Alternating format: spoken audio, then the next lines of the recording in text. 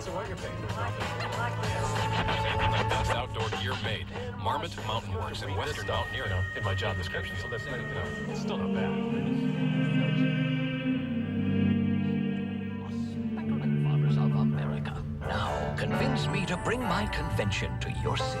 Manager of Information Services for the Atlanta Convention Bureau. Huston, you were born in China. How did this affect your upbringing? Well, I laugh because who knows? As a child, why all one drinks in all the influences, but is not very introspective as to how those affect one. Looking back, I think the most important things are that we were a very tight-knit family, the only foreigners in this small town where we lived, and religiously it was my parents were missionaries, so it was the usual Protestant pietistic home. But it was a very good experience. And then the other side, it was that every contact we had, apart from the five of us, 3 children, parents, were with people of a different tradition. Is that why you eventually chose to study history of religions? Well, that's a logical assumption, but it is wrong. In my junior year in college, why suddenly, it actually happened one night. My mind exploded, like detonated, and all these ideas came in. I was so excited. I was a young man, had my whole life to explore them. So I changed my vocation one step further.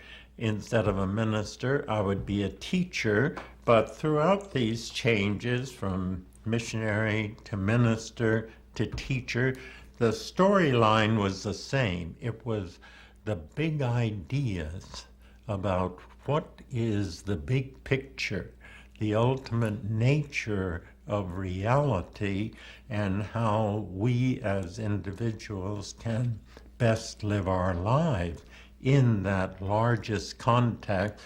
That remained the same, and that has not changed. Op deze campus van de Universiteit van Berkeley ontstond in de jaren 60 en 70 het studentenprotest tegen de oorlog in Vietnam. De universiteit werd zelfs een tijdje gesloten en dat was nogal wat voor een intellectueel centrum waar vooral de nucleaire fysica belangrijk is. Hier vlakbij woont en werkt een groot godsdienstfilosoof, Huston Smith, die een studie en een aantal films maakte over de wereldgodsdiensten en de Indiaanse cultuur. Hij is bovendien een persoonlijke vriend van de Dalai Lama van Tibet. Mag ik u voorstellen aan Huston Smith? As far back as I can remember, I had maybe a contemplative, reflective, it was always the big questions, including why is suffering? Because in the China of that day, our cook serving us breakfast might regularly report a body frozen to death on the street because it was homeless. And on some mornings he would report that an infant was left on our doorstep because the family knew that if they had to feed one more child, there wouldn't be enough to sustain everybody in the family. So they left it on our doorstep hoping that we could adopt it. Of course, there were too many for all that to happen. But so the kind of below the surface seriousness of life was very much before me. the entire time. And that contributed, I think, to this kind of contemplative wondering aspect of my life. So the hardness, the difficulty of life was just thrown in our face every day. If you saw all this, why didn't you become a non-believer, and why didn't you question the existence of a God who did all these terrible things? Oh, of course. Who can go through life without questioning, without raising the problem of evil, which is the great problem that all the philosophies, it's like a rock that the ships of philosophy all disintegrate when they hit that rock of the problem of evil. But so what happened when that rock of evil hit you? What happened then? The greatest anguish, and you may know the story. One of our 3 daughters died about 6 years ago at the age of 50 of sarcoma cancer, and that was the heaviest form in which anguish, we'd known a lot of pain before, but that was different in kind, anguish. So, yes, we have had our share of that.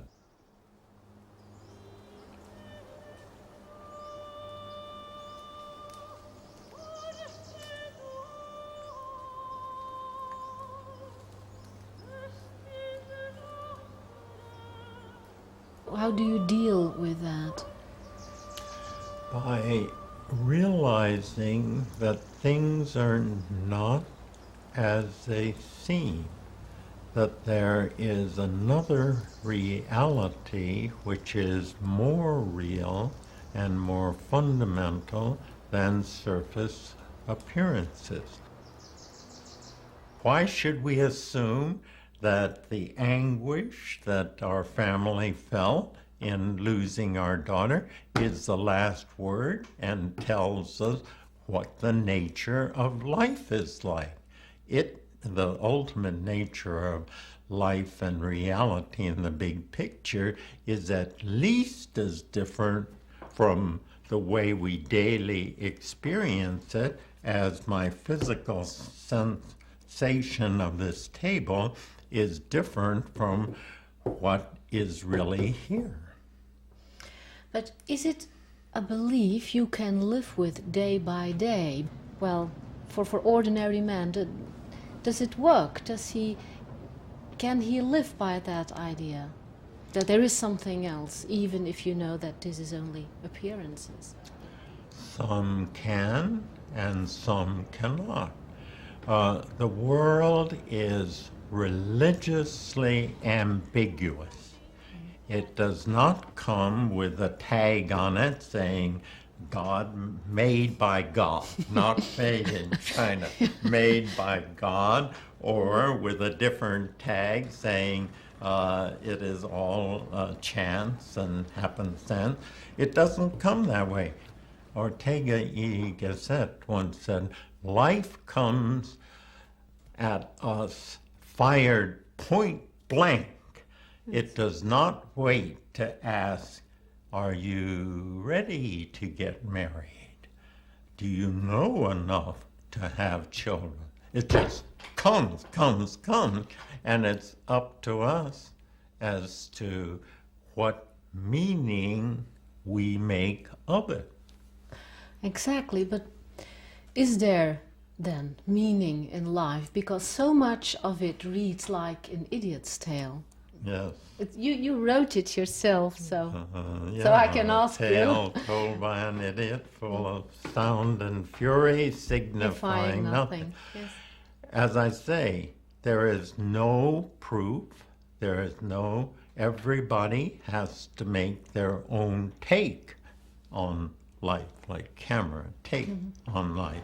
And for some, it makes no sense. However, others do not.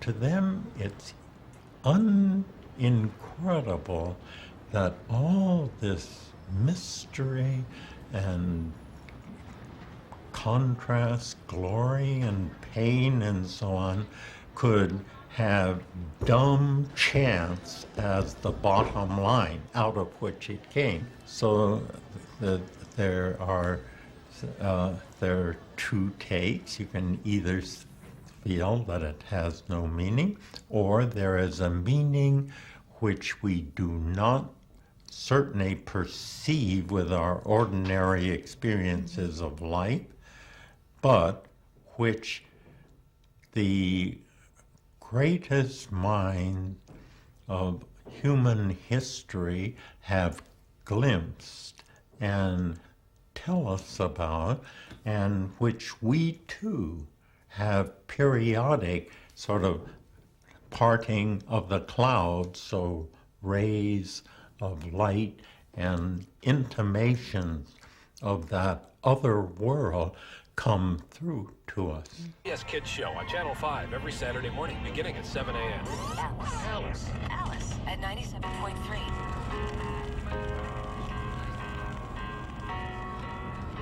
How did you get involved in the Indian culture? I didn't get it through my formal education, and I simply ignored them until we moved from MIT to Syracuse when I was 55 years old, and we bought a house, and then we suddenly discovered that our house was only 5 miles from the Onondaga Indian Reservation. So that was when the Native Americans first jumped into my mind. And I can remember those words I said, I was saying to myself out loud in the car, Huston, you know, for 30 years you have been circling this globe, trying to understand the outlooks of people who are different from you, and here is one that has been under your feet the entire time, and you haven't given it the time of day. Those 10 years put me over the hump, and I came to recognize that their outlook, far from being primitive, like my teachers dismissed them as being, were as profound in their worldview and their ethical code as any of the historical religions that have writing. What attracted you most? Of course, their groundedness in nature is generally recognized now.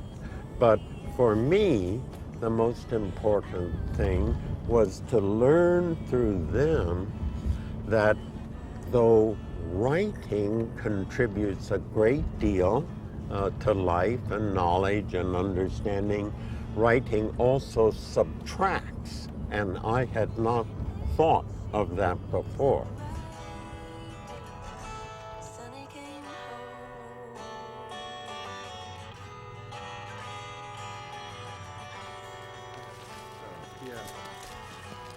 Oh, I'm so glad that you could join us.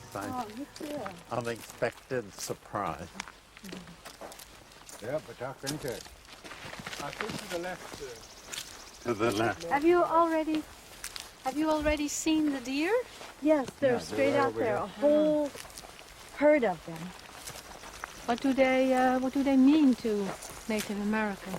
They're real sacred because the white deer represents medicine. The other deers take care of them. The other deers, they're sacred, they're holy. And it means like a good almond, something good in your life is going to come. When you see them, they're rare, but I mean, actually a white deer? a pure white deer. There he is, over there. See him, you can see it. Oh, Rarely yes, see. I see. And usually the other deer gather around to protect them.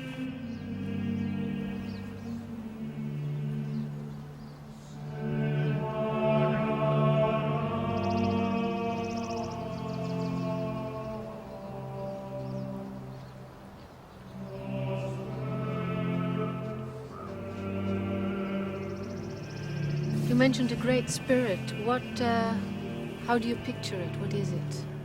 It's this right here.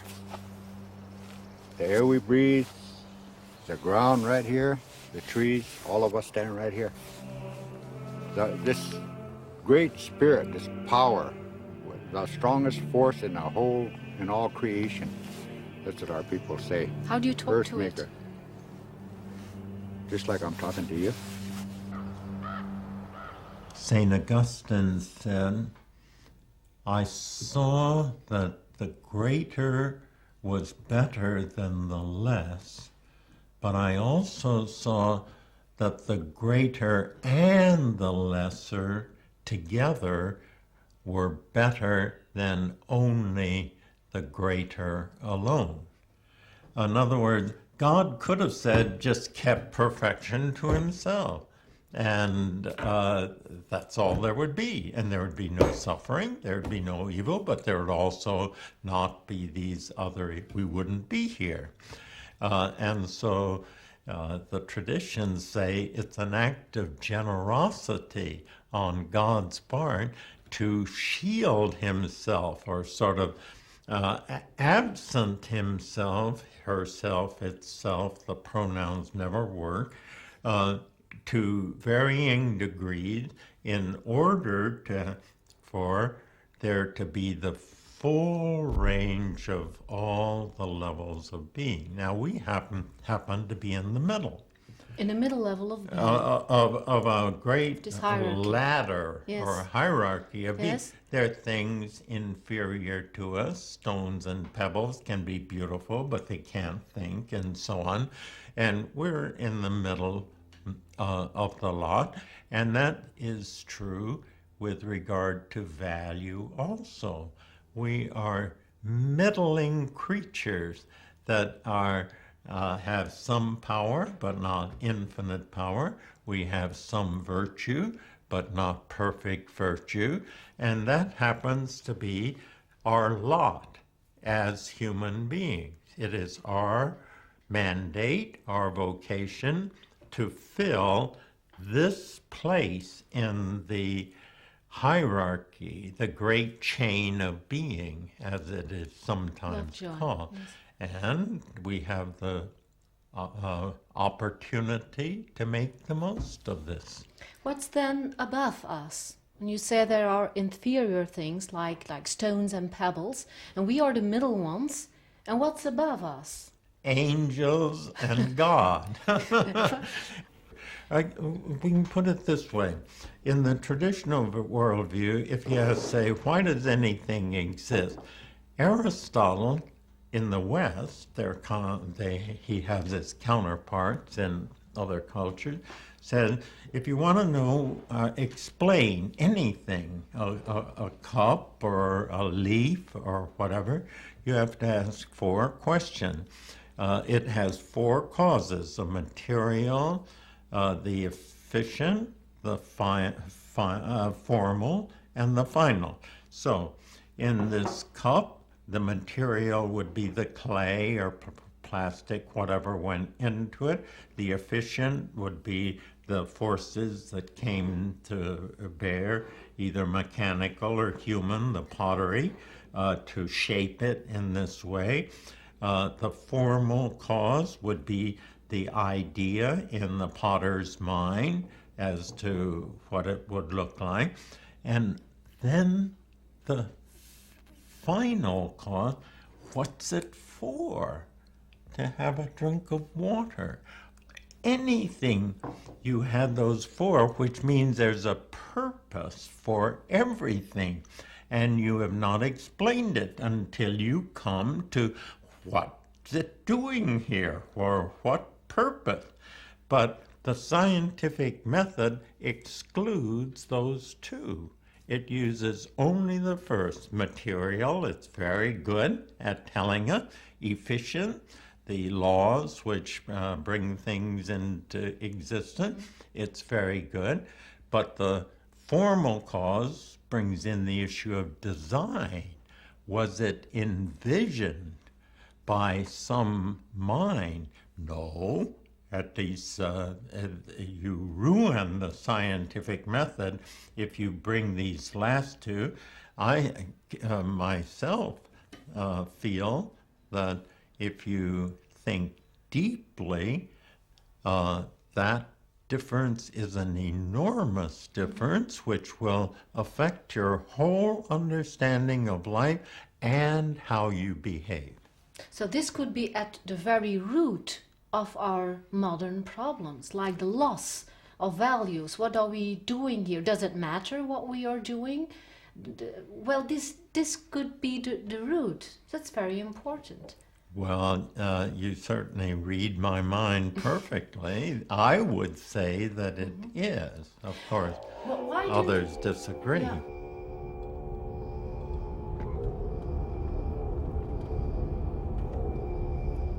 The prime virtue, chief virtue in Taoism is Wu Wei, which translates non-action, but that's wrong. It's really no wasted motion.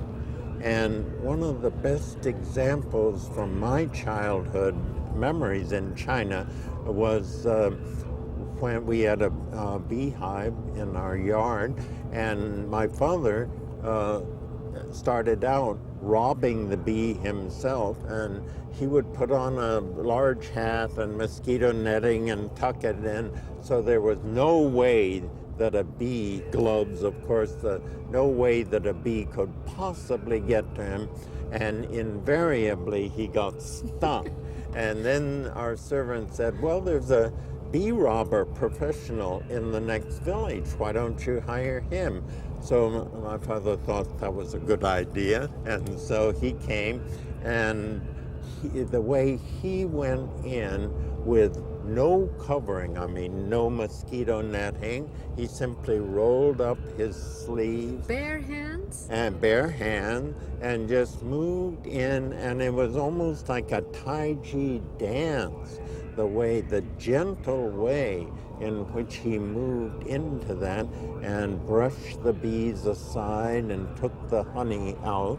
And it seemed like pure effectiveness, which is what that Wu Wei, Taoist virtue is. No wasted motion, and particularly no friction, which stands in the way of getting the job done.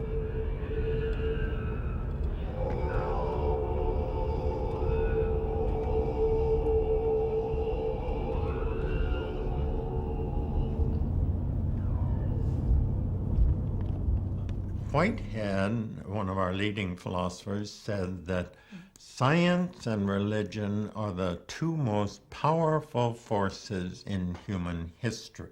I think that's true. Probably everybody would agree. But he went on to say something very interesting. More than on any other single issue, the future of humanity depends on how these two forces settle into relation with one another. Now, for 400 years, the relation has been bad. At first, the church had the power, and it didn't use it wisely. Tried to strangle some of the young scientists in their cradle. Now, the shoe is on the other foot. Let me, if I can just add one thing. Yes, Spinoza, a great philosopher, he said that every organism has, and it's hard, what you might call conatus. Well, he wrote in Latin. It means a will to expand its territory, its turf, until it bumps into something that says, no further. This is my turf. Now, the problem today is that there is nothing strong enough to stand up to science and to say you can go this far, but if you go further than that, you are out of your territory, which is why Habermas, a great philosopher, your continent, says science is colonizing the human world. We count, don't We count. We count. And if we can't count it, it doesn't exist, is it? I can't resist. When I was talking with one of my colleagues once at MIT, he was a wonderful scientist. I said, what's the difference between us? We're both teaching here. You're a scientist and I'm a humanist. He thought for a moment. He said, well, the difference is that I count and you don't, which was a brilliant play on words, because numerically, math is tremendously important in what he does, but math isn't terribly important in what I do, but it also fit because at MIT, the scientists were at the top of the heap and we humanists didn't count very much. So it was a very nice exchange there.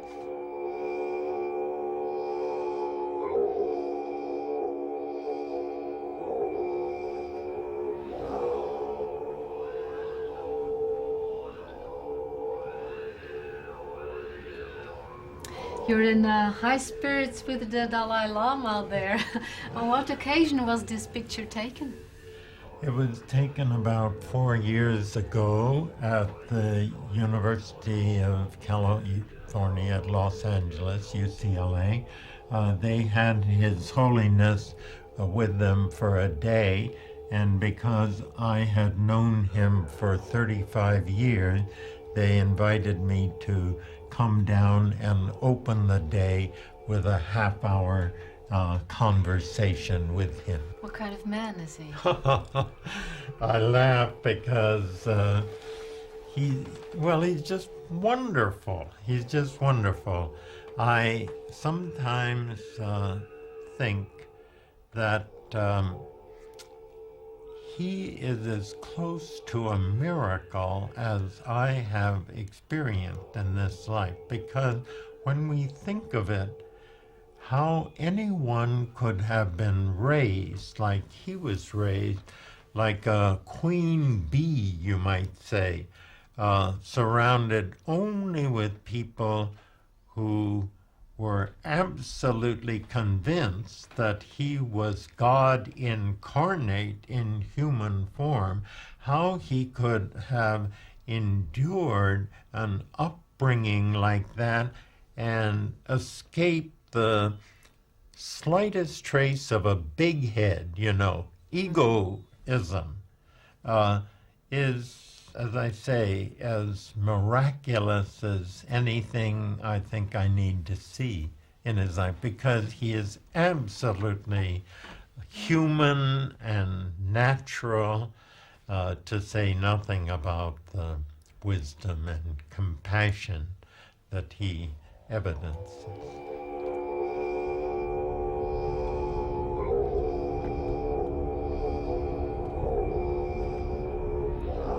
I was the first Westerner to come upon a very unique form of chanting in which a single Lama sings a chord.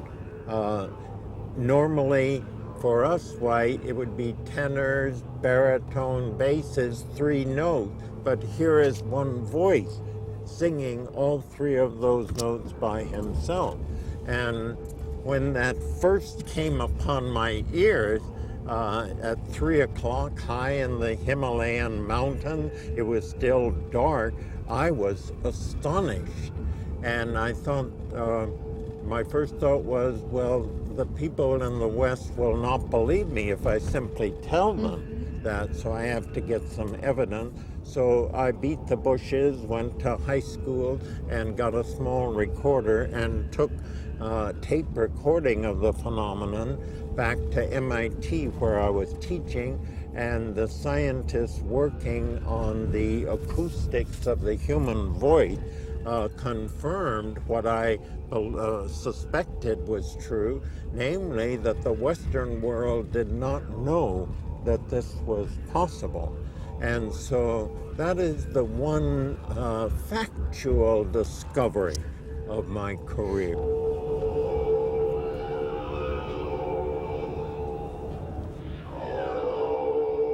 Who is God to you? Who is God to me?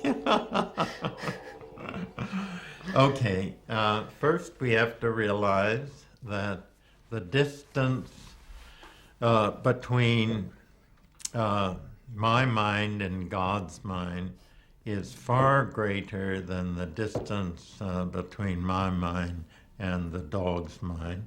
So if you asked Tashi or Jacob, our dog, who is Kendra, who is Huston, you maybe would get an incomplete answer. So you will get a very incomplete answer to this. I would draw on the teachings of the Zen Buddhists that everything we say about the final reality is like a finger pointing at the moon.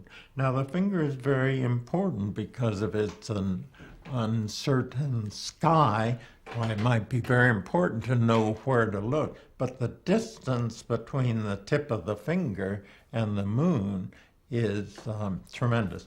All right, now let's line up every virtue